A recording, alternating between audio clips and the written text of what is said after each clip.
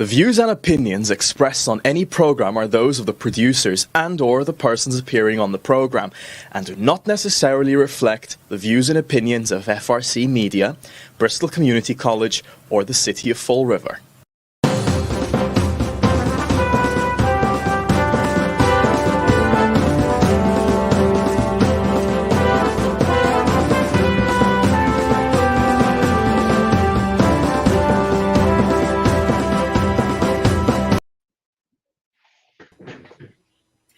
Well, hello. Welcome to Spindle City Straight Talk. I'm Chip. And I'm CJ. And it is hump day in the Riv after a Monday that we couldn't have a show because it was, well, depending on your view, it was either Columbus Day or Indigenous People Day, or Person's Day, or whatever. Well, the pinheads designated it. So let's go to Indigenous COVID Commander. Okay, COVID numbers for yesterday was 137,565 cases. New cases was 632. Total deaths was 9,413, up 12. And Bristol County had 10,739. Now here's where we're going to get interesting. For Fall River, we had 2,225 cases, up 37 cases since Friday. 37 since Friday. And 135 fatalities still, wow. So there's no increase there. So, I mean, we're on the borderline to the red zone as it is. I mean, the state might as well just roll us over into the red zone. But we've got some interesting information about COVID reporting from this weekend and from what happened yesterday. So it's going to be interesting to see how the city handles this. We have in the Fall River Public School System 2 positive cases of COVID, one at Durfee and one at Henry Lord. Are they going to close those classrooms down? Are they going to clean them, sanitize them? Are all the kids that were in that class going to be sent home, or were they all on remote learning? I mean, it's going to be interesting to see how this happens. And I received over the weekend from a very reliable, high-ranking city official that there were 5 cases total of COVID in the Fall River EMS system, 3 from Fall River, 2 from out of the city, and there was 1 City Hall employee who was COVID positive, and nobody in the government center knew about that at all because they haven't said anything, and what they've been told in the past from another employee at government center is that they can't release the information about a person being COVID positive in violation of HIPAA. And guess what? If I'm in the room or if I'm in the building with somebody who has COVID, I want to know. No ifs, ands, or buts about it. So, I mean, I'm not sure where this is coming from, but it's definitely not looking out for the people. No, absolutely not. You're going to have to clarify this being a medical professional, because I know of the HIPAA laws. We have to abide by them, when we're dealing with stuff on a retirement board and stuff like that. So, and even during the IAC meetings when it's sharing information about usage of the medical plans, we don't deal with the individuals. We just deal with the particular diseases or whatever is spiking for the course. But is it in your opinion, and I'm going to say, I'm going to clarify that in your opinion, CJ, is just telling somebody that there's somebody with COVID a violation of the HIPAA? It's not specific health information. It's like saying, hey, the guy over in the water department's got a cold. Yeah, I mean, that's not a HIPAA violation. No, HIPAA stands for the Health Insurance Portability and Privacy Act. And that means that if I say Chip Camara, has COVID, I'm violating your HIPAA rights. But if I turn around and say that a member of the retirement board has COVID, that could be anyone. So I'm not violating somebody's HIPAA rights. Now, obviously, the retirement board is a small group of people, and you could figure out who it was. But as long as I'm not naming the person directly, I'm fine. And as long as it's not one person in the particular department, you're fine as well. Yeah, that's what I thought. So as you said, I don't see why we shouldn't. You're actually endangering the public by not releasing that information. Exactly. You know, like they said, there are some cases there's a case in Durfee, or few cases in Durfee. That's not a violation of HIPAA. Yet we should know where all the cases. Remember, we were complaining about this at the early in this COVID thing. We were talking about them not saying what parts of the city, et cetera, there were COVID outbreaks, and just giving us general numbers. And I think that actually endangers the public. Right, because people feel that they're safe where they are. And I know that once it came out yesterday that there was COVID in the school systems, a lot of parents started getting concerned and getting upset because they didn't know. And they feel that maybe they should have just done remote learning in the school system and not brought people back to the classrooms. And, you know, you have to kind of agree with them a little bit and wonder about it. But hey, who am I? I don't know. I don't know anything. Who are you? You got a PhD in nursing. That's who you are. You're a medical professional.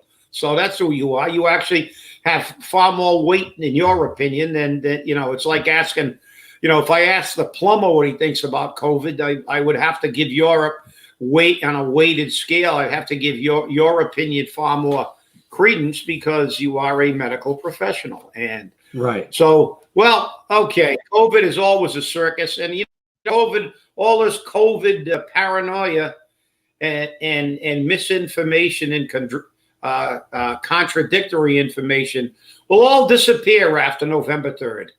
That's right. Because all this is a political football. Because it's like everybody, all the different people. Now the World Health Organization has come out with the fact that lockdowns are no good.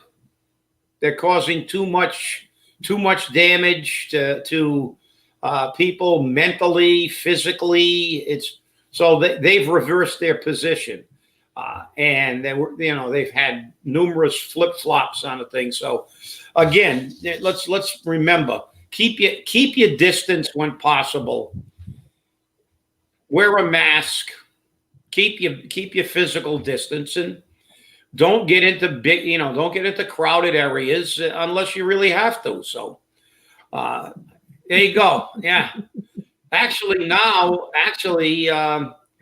I got a free mask the other day. Wow, our one of the companies that have our prescription drug management contract that we carved out to save money sent everybody a free mask. Wow, that was nice of them. So of course they made billions of dollars off, but who cares?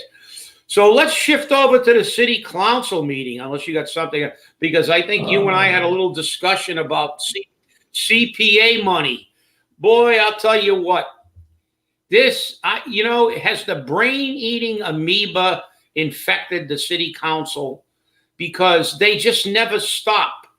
And, we looked at that budget. They robbed money from the healthcare to supplement the police and fire departments. Not that I have a problem with manning levels. I fought for manning levels on the street people, on the truck people.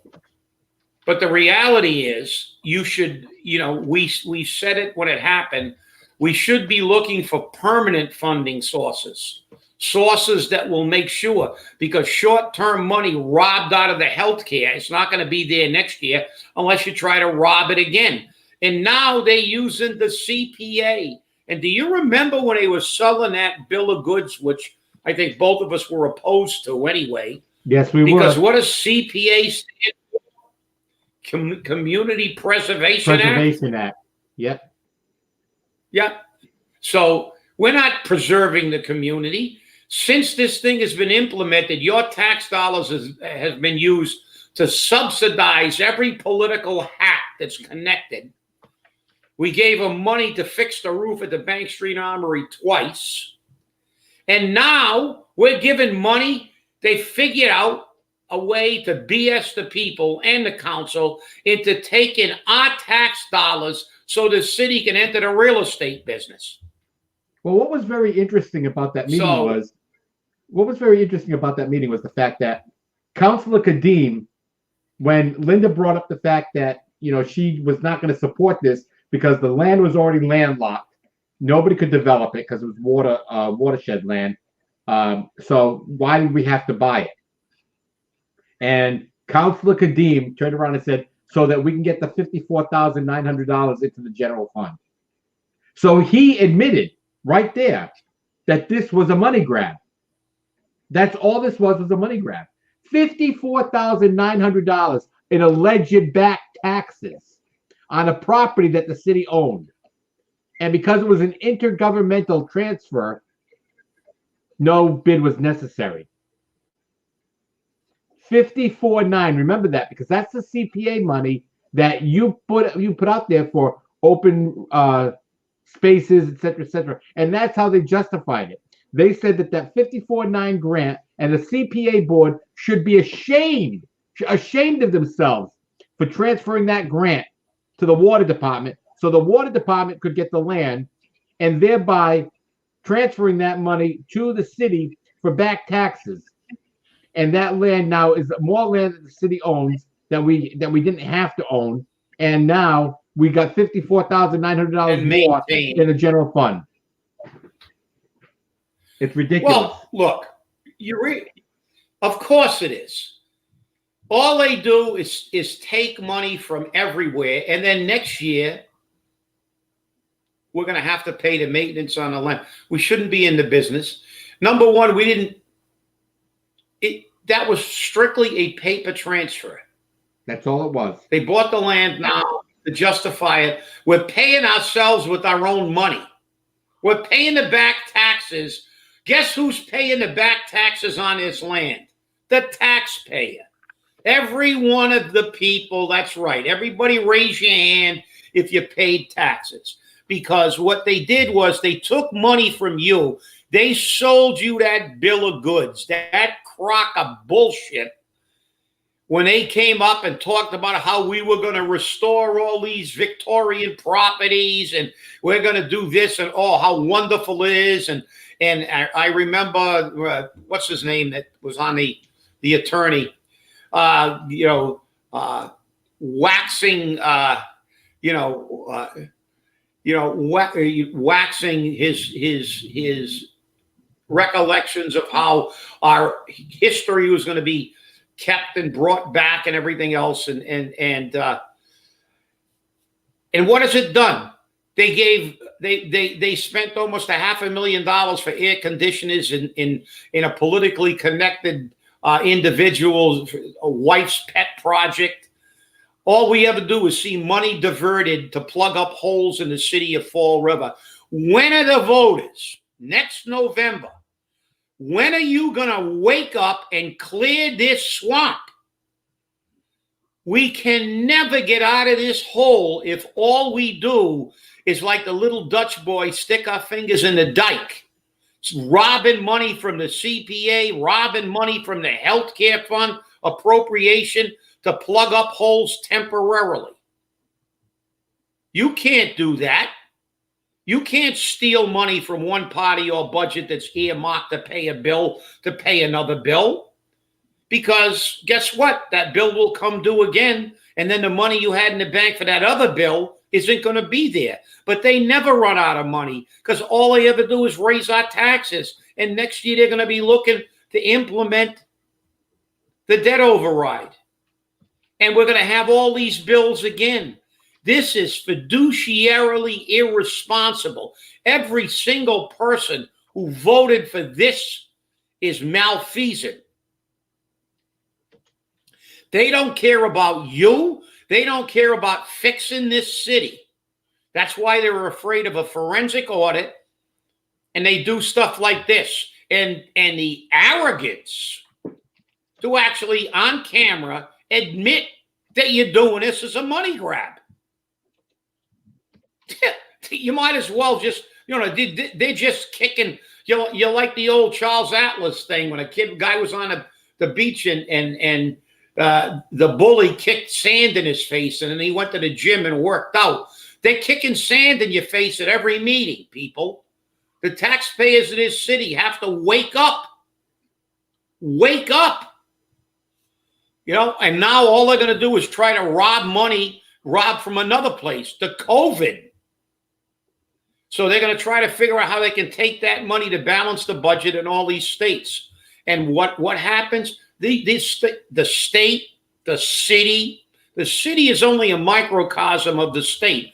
On the last show, didn't we say about how we're 80, I believe the figure, I got a pretty good memory for numbers, but it's close. $80.9 billion we're in the hole based on our bills. Right. Then we were 47th with our bills. And we were 47th out of 50 states. Where this state is horrible. Our state representatives don't care about, all they know how to do is raise taxes like your gas tax. The city is the same way. And why? Because we let them. You know, I heard a very interesting statistic not 20 minutes ago. Do you know that 35% of the money for the Affordable Care Act is spent in only three states? Guess what those states are? California, New York, and Massachusetts. Yeah. The three biggest crap holes in the United States. The three highest taxed states in the United States of America. All controlled by spendocrats. Yeah, exactly. And I love that term that you've coined, the spendocrats. Yeah, because that's what they are. Every one of these states is run by the Dems, the spendocrats. And look what they've done to these states. These states they're disgraces. And they're like a giant albatross hanging around the necks of these other states. States like South Dakota that has no personal income tax, extremely low sales tax, no taxes on retirees' pensions,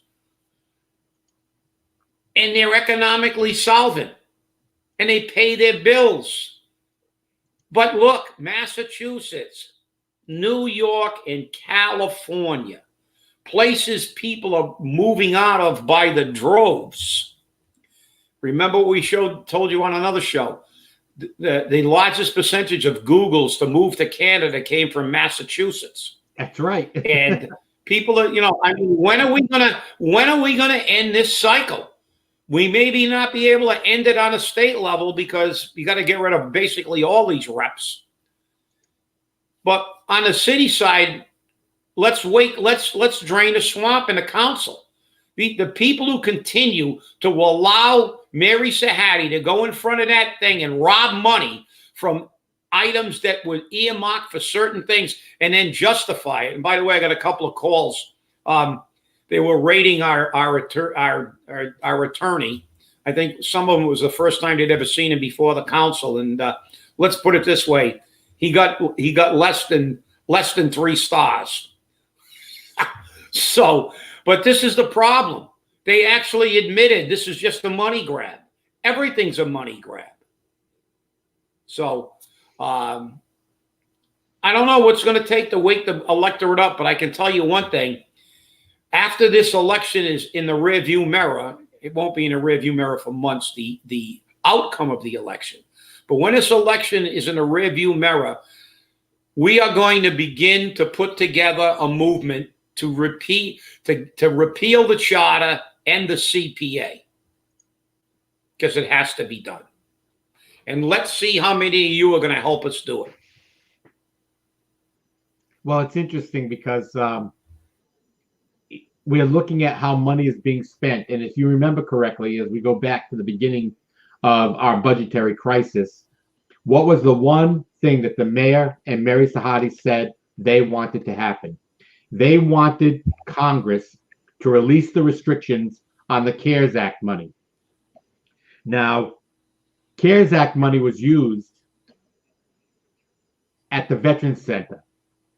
I'm all for supporting veterans, but the CDA and CARES Act money was used to create a new training program to help people get skills for jobs. Veterans are given top priority with the state's training programs and the state training money. So why did Fall River have to spend money using CDA money and CARES Act money on that? And, you know, there's a lot of questions, and I just looked at somebody else's post who said, you know, can the city use CARES Act money for this training program? I don't know. I don't think so. And, you know, it's getting interesting because a lot of CARES Act money is being spread around by the city for postage, and for other ancillary items. And I don't think a lot of that's able to be done. So it's going to be interesting to see if Andrew Lelling, you know, the U.S. attorney for Massachusetts, turns around and decides he's going to come after Fall River and come after Paul Coogan and Mary Sahadi, which I think he should. Because if this CARES Act money is being abused in any way, as much as one penny, they should be prosecuted. Okay? And they can join the cell with Jasiel. So, and that leads yeah, me and I know you. Well, just 1 second before, because you touched upon postage. I just want to remind everybody that it was about 3 years ago. But just think about this. Let's put this in perspective. Let's try to look at this and how desperately poor this city is. And they're still spending money. That they're so broke, they can't afford stamps. They can't afford stamps. They want to be reimbursed for stamps. And if you remember, 3 or 4 years ago, I said on the show that I was at a meeting and they wanted to send out a flyer to the people in the healthcare plan, and they wanted the employees to help them pay for the stamps. So this is not a new issue. This city is so damn broke that the cost of postage is a major financial drain on our economy. That's how bad off we are. And you know something? Come on, Paul. Get up to the podium. Let's tell it like it is. Tell everybody that this city is in a toilet so badly that you can't afford postage. And you know what we'll do? Spindle City Straight Talk will start. We will start a go stamp me page where every taxpayer can give you one stamp. Okay? And at least you'll have some stamps. We'll start a go stamp me page because this is how pathetic this city is. We need a forensic audit, and we need half the people that have run this government to be put in jail. That's the reality of what we have here. I mean, this city is like the poster child for fiduciary irresponsibility. And everybody just sits around and looks at it and doesn't say anything. Oh, we got to rob money for police and fire from the health care? Well, you got to provide health care for the police and fire too, and everybody else. You don't rob money from an item that you're statutorily obligated to fund, but you do. The CPA is not for you to get a loan from. I mean, this is bizarro world. It's just nuts how people can sit idly by and not pay attention to what the hell's going on. And there is the epitome of how pathetic this city is. Stamps. They can't afford stamps. It's too big a drain. This economy is so fragile, they can't afford postage. How? That's it. You know, you almost have to laugh to stop yourself from crying. It's so bad. So what are you going to say? But no, I know you watched let's shift over to, you watched the Jasiel, the Jasiel hearing. I was out unfortunately, I couldn't watch it. So I will be watching intently in the next one. So give us a synopsis of Here's a quick synopsis of what happened. The meeting opened a little late, which is normal for the court, so that wasn't a big deal. Jasiel had his screen blocked so you couldn't see him. Jen Andrade had her face on the screen so you could see her, and she blocked her screen a couple of times. Her attorney, Mr. Rankin, and Mr. Reddington were both present, and the judge started talking about COVID and the effects of COVID on the trial process and what's happening in the courthouse. And he made it very clear that trials are already taking place in the courthouse with the COVID restrictions. And one of the COVID restrictions is only 26 people, including the jurors, the judge, the clerks, can be in the courtroom. So if they want to bring people into the courtroom, they have to pick them judiciously because there's not a lot of room. And that's under CDC guidelines. Not that those mean anything to anyone, but hey, whatever. And Rankin was the first to raise the issue that, well, then maybe we shouldn't have the trial until April. Maybe we should consider putting this off until this COVID crisis is resolved. And he has concerns over, potential spreading, unable to have his witnesses in, et cetera, et cetera. Reddington started bringing up the same issues afterwards when the judge asked Mr. Reddington for information. So the judge gave them until Friday the 23rd to submit in writing all their concerns and questions regarding COVID in the trial process. He set a date, an date for January 13th for the trial to go forward. And they were concerned about that, both attorneys, like they would be. Because they're the attorneys. They want to put this off as long as they can. I would have rather seen it at December 13th so that for Christmas they could have got a guilty conviction. But they can start off 2021 with a bang. So it's going to be interesting to see how this Well, I guess at least January 13th isn't a Friday anyway, so it'd be Friday the 13th. But no, as you said, look, this is all. Well, I mean, hey, they're good lawyers. I mean, they want to put it off until the COVID virus is over, which would be never, according to some people. This is never going to go away. Even if we have a vaccine, it'll be like the flu. It's like saying, well, I don't want my client tried because, we might have flu this season. Well, we have flu every season. And COVID now will be around forever. We may be able to control it. We may have a vaccine for it. But some people will ultimately get COVID, probably forever. It will be around. We're not going to eradicate the virus, but we may be able to handle it a little bit better. But as the judge said, they're doing trials right now. But hey, you can see it because then Jasiel will never ever get his face, and that to me is an important point. Many times during this process, Jasiel said he was looking forward to exonerating himself. So if I were not guilty and I had the proof, I would be pressing to have a court date, not to kick it down the road. But that's just me. Right. Well, we're running out of time here. Actually, we're out of time. So I think this was an interesting show. I hate it when we don't have a show on Monday because information starts to pile up and makes it crazy to answer. That's right. But we miss you people. So remember that whenever we don't have a show, we miss you. And remember, thank you for inviting us into your home. And please stay angry and stay safe. It's important to us. And so are you.